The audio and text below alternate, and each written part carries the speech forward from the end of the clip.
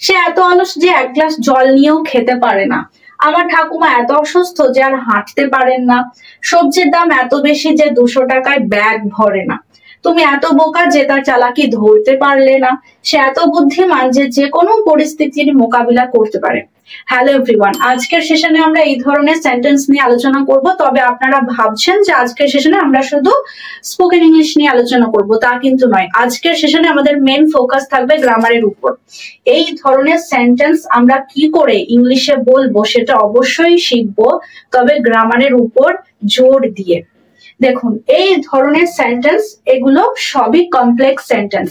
আজকে আমরা complex sentence, এই ধরনের সেন্টেন্স কি করে বানাবো, তার সাথে সাথে কমপ্লেক্স থেকে সিম্পল সেন্টেন্স অর্থাৎ এই ধরনের সেন্টেন্স গুলোকে আরো সোজা, আরো সহজভাবে কিভাবে ইংলিশে বলবো সেটাও আমরা শিখে নেব।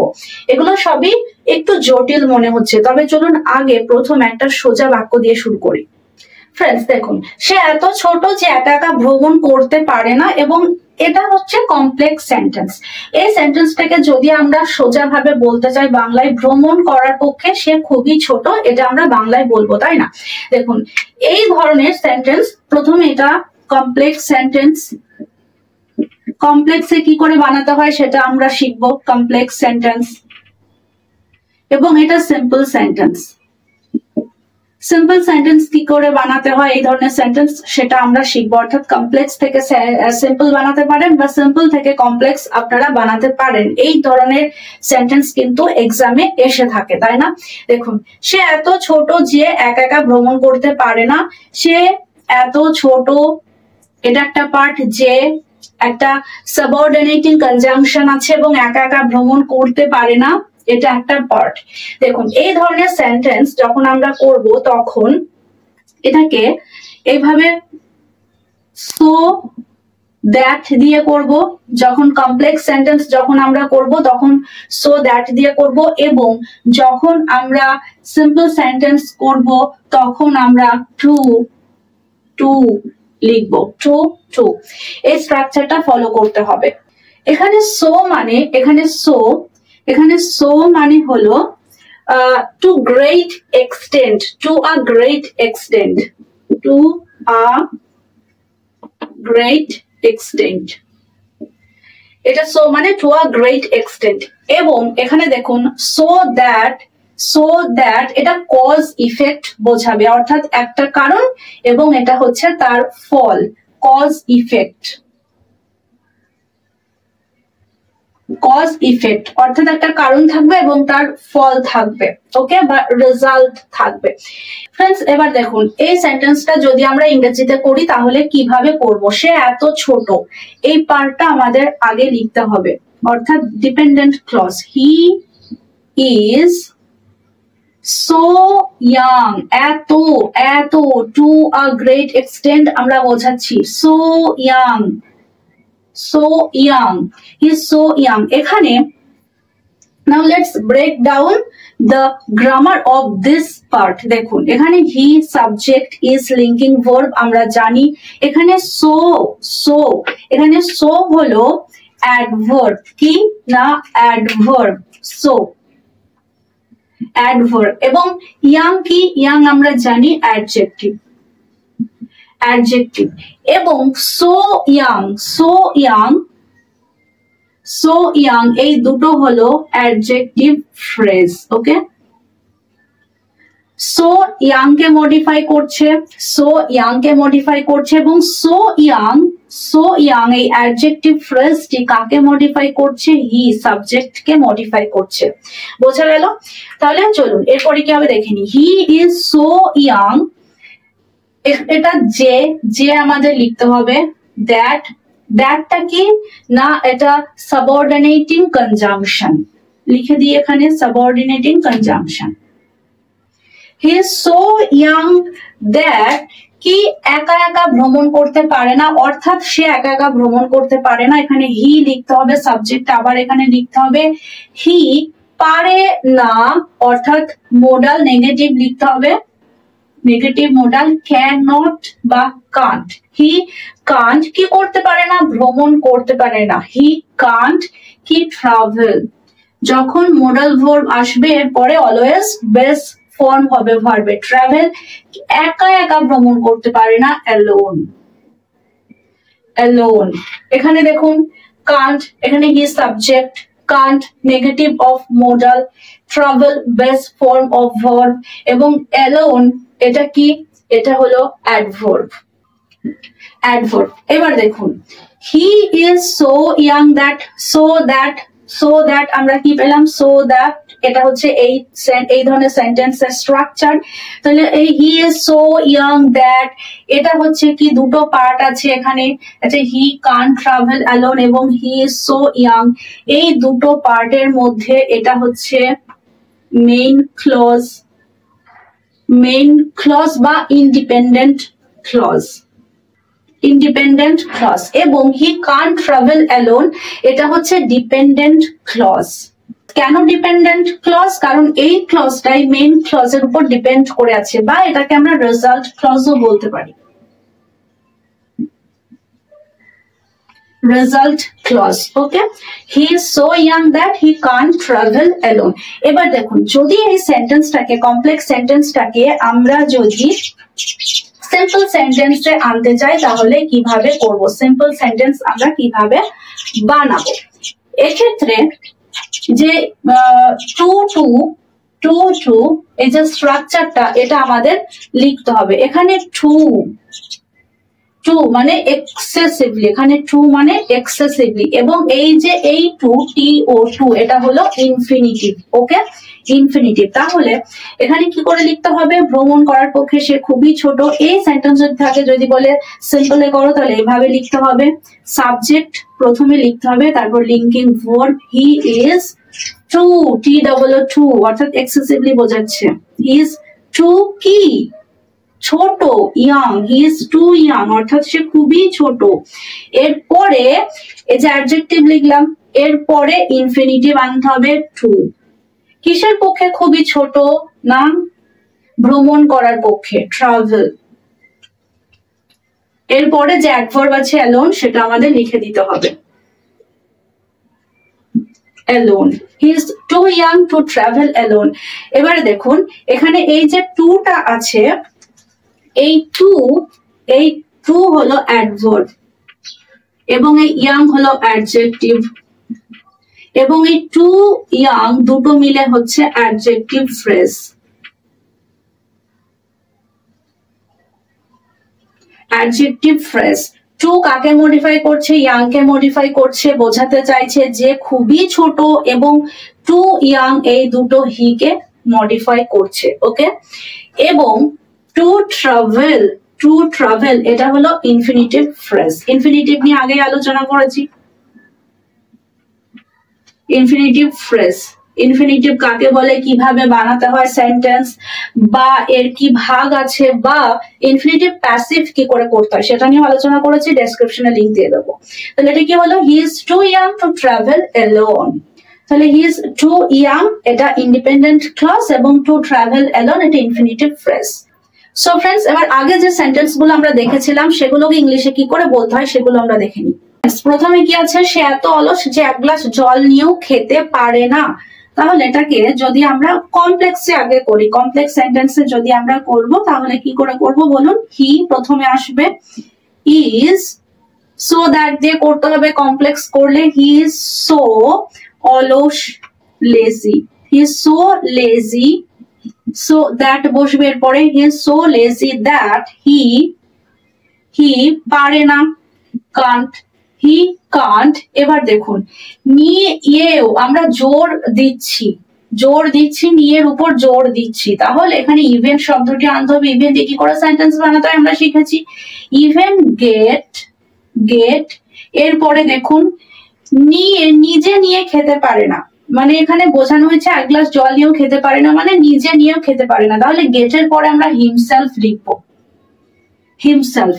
He is so lazy that he can't even get himself, কি নিয়ে খেতে পারে না, এক গ্লাস জল নিয়েও খেতে পারে না, himself a glass of water, a glass of water। তাহলে কি হলো, he is so lazy that he can't even get himself a glass of water. এই সেন্টেন্সটাকে যদি আমরা এভাবে বলি, he is so lazy that he can't even get a glass of water by himself, সেটা বললেও ঠিক হবে, কিন্তু এই সেন্সটা ঠিক হবে না, কারণ এখানে বাই হিমসেলফ মানে সে একা নিয়ে খেতে পারে না, কারোর সাথে যদি থাকে তাহলে নিয়ে খেতে পারবে, সেটা বোঝাচ্ছে। ওকে, আর আমরা এখানে অলস বোঝাচ্ছি, অলস যে সে নিজে নিয়ে খেতে সে পছন্দ করে না। এই সেন্টেন্সটিকে যদি আমরা সিম্পলে করি তাহলে কি হবে, খুবই সোজা, হি ইজ টু, ঠিক বলো, too lazy, he is too lazy, too উচ্চারণ হবে, হি ইজ টু লেজি, এরপর infinitive to get, can't even he, এই পার্টটা কিন্তু তুলে দিতে হবে, গেট এরপরে কি আসবে, himself a glass of water,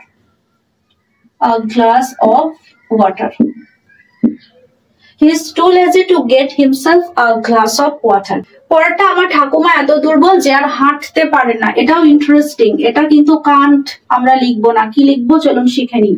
তাহলে আমার ঠাকুমা, মাই গ্র্যান্ড মাদার, বা আমরা সংক্ষেপে গ্র্যান্ড মা বলি, মাই গ্র্যান্ড মাদার ইজ সো, দুর্বল অ্যাডজেক্টিভ কি হবে, উইক, সো উইক, এরপরে কনজাংশন দ্যাট শি, পারা ইংরেজি কি ক্যান, তাই তো, ক্যান, এবং পারে না তাহলে আমরা কি লিখি, কান্ট বা ক্যান নট, কিন্তু এখানে দেখুন আছে আর যদি থাকে তাহলে আমরা কি লিখবো, আগে আমরা কিন্তু শিখেছি নো লঙ্গার লিখতে হবে, কান্ট না লিখে ক্যান নো লঙ্গার, কি করতে পারেন না, হাঁটতে পারেন না, walk. My grandmother is so weak that she can no longer walk. এবার এটাকে যদি আমরা সিম্পল সেন্টেন্সে করি তাহলেও কিন্তু বদলে যাবে, নো লঙ্গার কিন্তু আর হবে না। সিম্পল সেন্টেন্সে করতে গেলে আমরা জানি কি সেন্সটা সেই নেগেটিভ থাকে, কিন্তু স্ট্রাকচারটা পজিটিভে করতে হয়, তাই না, সেখানে কোনো নেগেটিভ ওয়ার্ড ব্যবহার করা যাবে না। তাহলে এখানে my grandmother is too লিখতে হবে, এখানে টু উইক, পুরোটা লিখছি না, my grandmother is too weak too কি করতে দুর্বল না, হাঁটতে, তাহলে এখানে লিখবো ওয়াক। এবার দেখুন নো লঙ্গার, আর আছে, নো লঙ্গার লিখবো না, এবার কি লিখবো, any longer. Okay, my grandmother is too weak to walk any longer. আশা করি বুঝতে পেরেছেন। পরেরটাই চলি, সবজির দাম এত বেশি যে 200 টাকায় ব্যাগ ভরে না, একদম বাস্তব এটা, সবজির দাম এত বেশি। এখানে আমরা the price of vegetables লিখতে পারি বা vegetable prices লিখতে পারি। যখন আমরা the price of vegetables লিখবো তখন is লিখবো, এবং যখন vegetable prices লিখবো তখন কিন্তু are লিখবো। ওকে, the price of vegetables, কারণ এখানে অফ এর আগে যেটা থাকবে সেই অনুসারে আমাদের ভার্বটা লিখতে হয়। the price of vegetables is so, বেশি, এত বেশি, এতর জন্য so লিখলাম, বেশি, হাই that 200 টাকায় ব্যাগ ভরে না, এর জন্য কি লিখবো, a bag can't be, এটা কিন্তু আমাদের প্যাসিভ করতে হবে, অ্যাক্টিভে করলে হবে না, কারণ ভর্তি করা যায় না, নিজে ভর্তি হয় না, অন্য জনাদের দ্বারা ভর্তি হয় না, তাই না। a bag can't be filled with, এখানে কিন্তু আর বাই হবে না, যখন আমরা নিজেদের অঙ্গ প্রত্যঙ্গের দ্বারা কিছু কাজ করব তখন কি হবে, বাই হবে, এবং অন্য দ্বারা কিছু কাজ করলে সেটা উইথ লিখতে হবে, with rupees 200 হয়ে গেল। the price of vegetables is so high that a bag can't be filled with rupees 200। এর পরিবর্তে আমরা লিখতে পারি এইভাবে, rupees 200 is not enough to fill a bag। rupees এর পরিবর্তে লিখতে পারি rupees 200 is not enough to fill a bag। এটা আমরা ঘুরিয়ে লিখতে পারি। ওকে, তাহলে এটাকে যদি আমরা সিম্পলে করি কি হবে? The price of vegetables is too high to fill the bag। তখন কিন্তু আর filled হবে না, fill হবে, ইনফিনিটিভ আছে বলে। To fill the bag with rupees 200। পরেরটা, তুমি এত বোকা যে তার চালাকি ধরতে পারলে না। You are so stupid লিখতে পারি বা foolish লিখতে পারি, এখানে foolish লিখলাম। You are so foolish that you ধরতে পারলে না। এটা কিন্তু আমাদের ক্যান লিখলে হবে না, কুড লিখতে হবে, পাস্টে করতে হবে। You could not catch আমরা লিখতে পারি, বা ক্যাচের পরিবর্তে যদি আমরা see through এই ফ্রেজাল ভার্বটা লিখি বা আমরা যদি recognize এই ওয়ার্ডটা লিখি তাহলে বেটার হবে। see through his trick। You are so foolish that you couldn't see through his trick। ওকে, এটাকে যদি সিম্পলে করি তাহলে এরকম হবে, you are too foolish to see through his trick। এবার দেখুন লাস্ট সেন্টেন্স কিন্তু যখন আমরা সিম্পল করব তখন কিন্তু আলাদা হবে, আমরা কান্ট দিয়ে করব না। সে এত বুদ্ধিমান যে কোনো পরিস্থিতির মোকাবিলা করতে পারে। এটাকে যদি আমরা কমপ্লেক্সে করি তাহলে কি হবে? তাহলে এটা এরকম হবে, she লিখলাম, এটা she is so intelligent, অর্থাৎ এত বুদ্ধিমান যে that she যে কোনো পরিস্থিতির মোকাবিলা করতে পারে। she can handle, এইভাবে, ওটা নেগেটিভ কিন্তু নেই, এইভাবেও কিন্তু নেগেটিভ ছাড়াও পজিটিভে আমরা কমপ্লেক্স সেন্টেন্স বানাতে পারি। she is so intelligent that she can handle any situation।